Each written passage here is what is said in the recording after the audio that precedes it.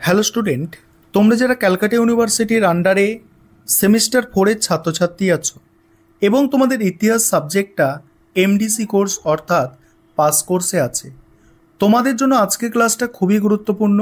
আজকের ক্লাসে তোমাদের সিসি 5 পেপার থেকে একটি প্রশ্নের উত্তর নিয়ে আলোচনা করব। প্রশ্নটা হচ্ছে ইকতা ব্যবস্থার প্রধান বৈশিষ্ট্যগুলি চিহ্নিত করো, অর্থাৎ ইকতা ব্যবস্থার বৈশিষ্ট্য এবং এটা কি জায়গিরদারি ব্যবস্থার পূর্বসূরি ছিল সেটা নিয়ে আলোচনা করতে বলা হয়েছে। এই প্রশ্নটা তোমাদের 10 নম্বর এবং 20 নম্বরের জন্য একটি মোস্ট ইম্পর্টেন্ট প্রশ্ন। প্রশ্নের উত্তরটা কিভাবে গুছিয়ে তোমরা লিখবে দেখে নাও। প্রথমেই একটা ইন্ট্রোডাকশন অর্থাৎ ভূমিকা তোমাদের লিখতে হবে। সেখানে কি লিখবে দেখো, দিল্লি সুলতানদের শাসনকালে ভারতীয় প্রশাসনিক কাঠামোর এক গুরুত্বপূর্ণ অবদান ছিল ইকতা ব্যবস্থা। এটি ছিল মূলত এক ধরনের রাজস্ব সংগ্রহ ও সামরিক সংগঠনের পদ্ধতি, যার মাধ্যমে শাসকগণ একদিকে প্রাদেশিক নিয়ন্ত্রণ বজায় রাখতেন এবং অন্যদিকে কেন্দ্রীয় কর্তৃত্ব কায়েম রাখতেন। এই ব্যবস্থার সূচনা হয় তুর্কি শাসকদের হাতে, কিন্তু সুলতান ইলতুৎমিশের আমলে এটি পরিপক্ক রূপ ধারণ করে। পরবর্তীকালে এই ইকতা ব্যবস্থাই মুঘল আমলে জায়গির ব্যবস্থার ভিত্তি স্থাপন করে। ইকতা ব্যবস্থার বৈশিষ্ট্য, প্রথম হচ্ছে ইকতা ছিল রাজস্ব ভিত্তিক দায়িত্বভার। এখানে কি বলা হচ্ছে দেখো, ইকতা বলতে বোঝানো হতো একটি নির্দিষ্ট ভৌগোলিক অঞ্চল যার রাজস্ব আদায়ের দায়িত্ব সুলতান অস্থায়ীভাবে একজন সামরিক ও প্রশাসনিক কর্তার হাতে তুলে দিতেন। এই ব্যক্তি ছিলেন ইকতাদার। তিনি রাজস্ব আদায় করে তাদের নিজের জীবিকা নির্বাহ করতেন এবং বাকিটা সুলতানদের রাজকোষে পাঠাতেন। 2 নম্বর হচ্ছে ইকতাদারদের সামরিক দায়িত্ব ছিল গুরুত্বপূর্ণ।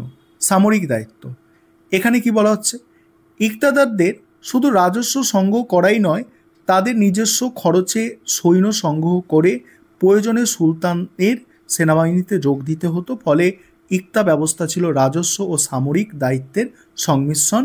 এটি দিল্লি সালতানাতের সামরিক কাঠামোকে মজবুত করেছিল। 3rd পয়েন্ট হচ্ছে, এই ব্যবস্থা ছিল অস্থায়ী ও স্থানান্তরযোগ্য। ইকতাদাররা সেই ইকতার স্থায়ী মালিক ছিলেন না। সুলতান চাইলে তাদের পদচ্যুত বা অন্যত্র স্থানান্তরিত করতে পারতেন। এর ফলে ইকতাদাররা নিজ নিজ অঞ্চলের স্বায়ত্তশাসনের চেষ্টা করলেও কেন্দ্রীয় নিয়ন্ত্রণ বজায় থাকত। নেক্সট, কেন্দ্রীয় নিয়ন্ত্রণ ও তত্ত্বাবধান ছিল সক্রিয়।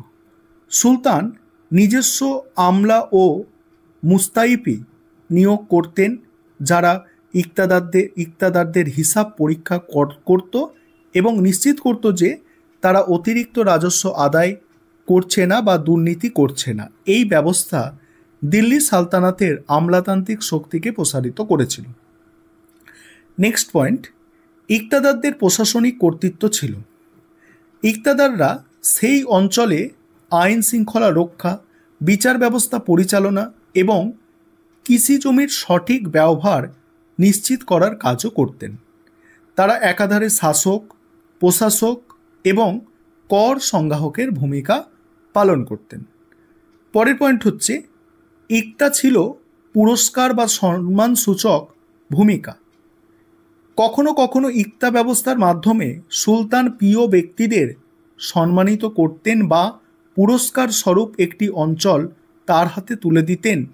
এই ধরনের ইকতা সাধারণত অস্থায়ী হলেও কিছু ক্ষেত্রে দীর্ঘমেয়াদী হতো। এবার পরের যে অংশটা আছে দেখো, এই অংশটুকু আলোচনা করব, অর্থাৎ ইকতা কি জায়গির ব্যবস্থার পূর্বসূরি ছিল, এই অংশটুকু আলোচনা করব। তার আগে যে বিষয়টা তোমাদের বলার আছে, তোমাদের জন্য অনলাইন কোচিং ক্লাস চলছে, অনেক ছাত্রছাত্রী অ্যাডমিশন নিয়ে নিয়েছে। তোমরা যদি কেউ পেড ব্যাচে অ্যাডমিশন নিতে ইচ্ছুক থাকো, তাহলে নিচে যে নম্বর দেখতে পাচ্ছ এই নম্বরে যোগাযোগ করে অ্যাডমিশন নিতে পারো। তোমাদের CC4 এবং 5 দুটো পেপারই সেক্ষেত্রে করানো হবে।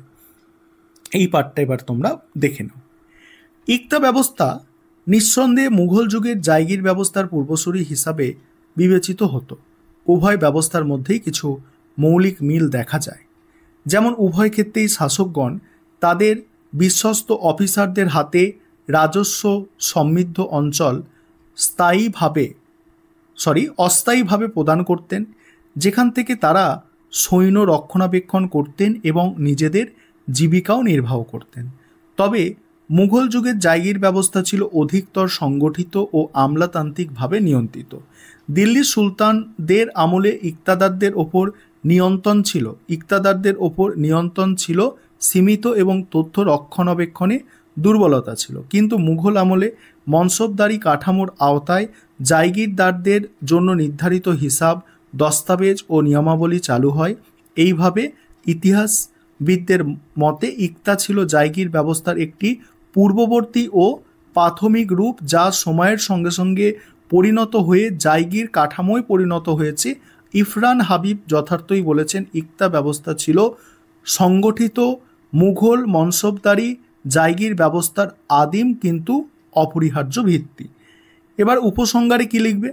ইকতা ব্যবস্থা ছিল দিল্লি সুলতানের প্রশাসনিক ও সামরিক ব্যবস্থার অন্যতম ভিত্তি ছিল। এই ব্যবস্থার মাধ্যমে সুলতান কেন্দ্রীয় শাসনের ভারসাম্য রক্ষা করে এবং প্রাদেশিক শাসন পরিচালনা করতেন।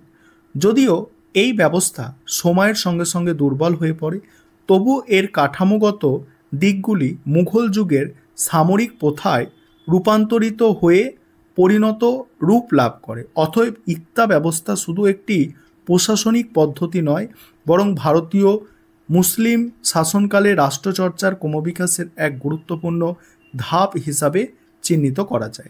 এই ছিল তোমাদের একটি গুরুত্বপূর্ণ প্রশ্নের উত্তর।